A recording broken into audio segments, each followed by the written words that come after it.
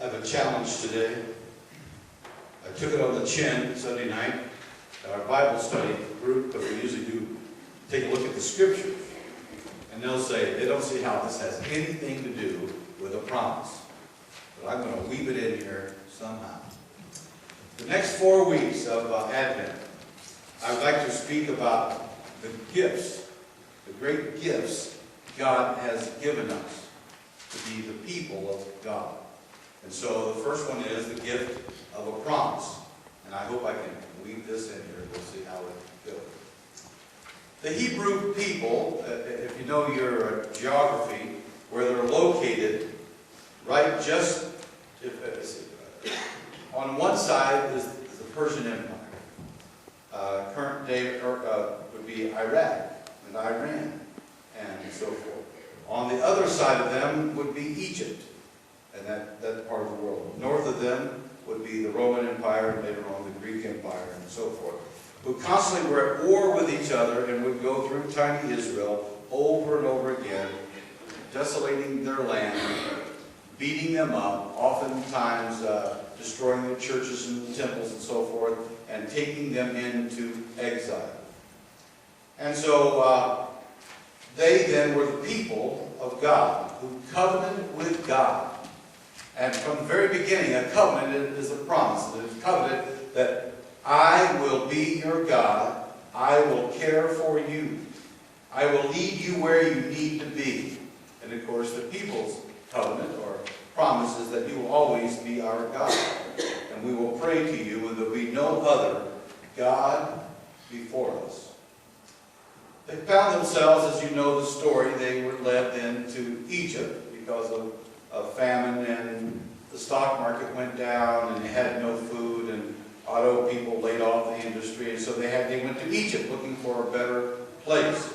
And there they were enslaved. You should know that story.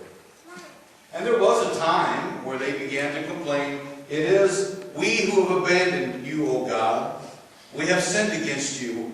Please don't turn your back on us. It's us." And so it began even then.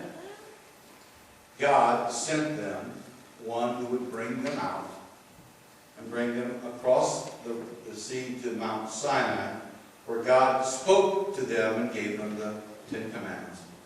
And they remembered that day. It was a great day. They became more a solid people. And again, the covenant was renewed. I will be with you. I will be your God. They said, we remember that day.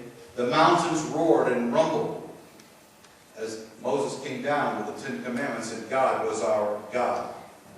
And of course, things go bad as they always do with people. We lose faith. We lose our way. And they finally come to where they were. Now, in the writing of this today from Isaiah, the people at this time were in exile in Persia, probably in downtown Baghdad. I don't know exactly where they were, but that's where they were.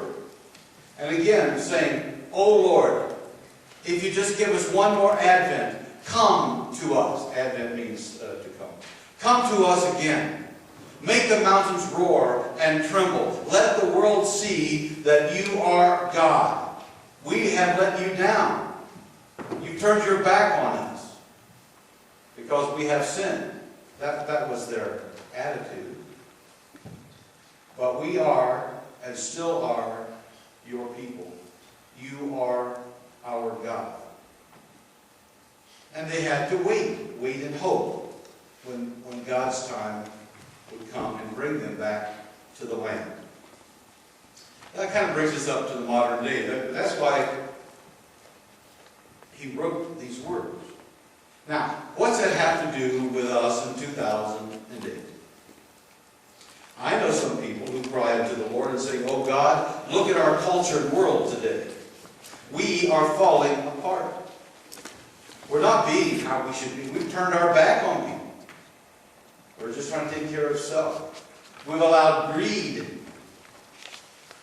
and selfishness to enter into our relationships. Some of us have stopped going to church. Some of us don't even speak the name of God much anymore. Even to say the name Jesus sounds so old-fashioned. what would my friends say? Lord, we need another Advent in 2008. When the mountains will roar and tremble, and that the world may know that you are our God. I think God would speak to us today and said, you must have faith and hope. You are the ones who will make that noise. We are the ones who make the mountains roar and tremble. Because we are God's people. Have we forgotten that? Have we gotten to a point where our lives now are mostly controlled, security, safety, mostly comes from things and possessions? Now, I'm not one of those pastors who would say, God has sent this financial crisis around the world to shake us up. But maybe the opportunity is there to begin to see that we have more than things that keep us alive. Maybe in this time, we will see that God is what we need. It is what makes us strong. It's what defines us as a people.